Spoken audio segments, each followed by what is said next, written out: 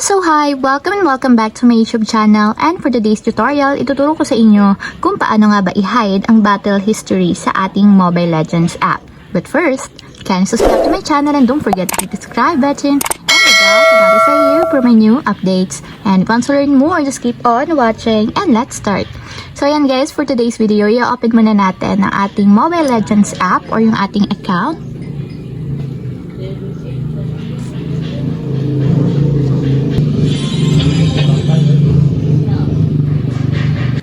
So ayan, pagka-open ng ating Mobile Legends app, so papakita ko muna sa inyo kung ano nga ba yung battle history. So dito makikita yung battle history and makikita to ng mga friends nyo dito sa Mobile Legends. So ito yung history.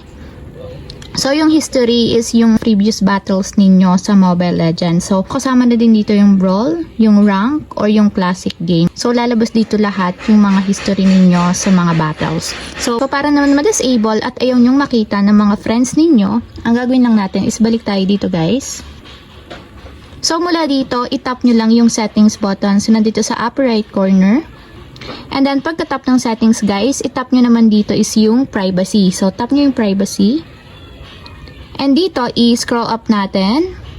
And dito sa pinakang baba guys, hanapin nyo yung show history. So makikita nyo, naka-all siya. Ibig sabihin niya, nakikita siya ng lahat ng nagbibisit ng inyong profile sa Mobile Legends. So para ma-disable or ma-hide, ang gagawin nyo lang is itatap nyo yung hide to all. So tap nyo lang para magkaroon ng checkmark. And kapag may checkmark na, ibig sabihin naka-enable na yan and hindi na siya makikita ng mga tao na gustong mag-visit ng inyong profile.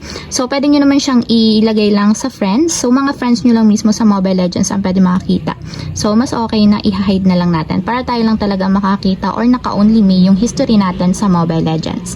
So, ayun lang guys, ganun lang kasimple kung paano nga ba i-hide ang battle history sa ating Mobile Legends account. If you have a question, can you comment down below and don't forget to hit the subscribe button and the bell to notify you for my new updates.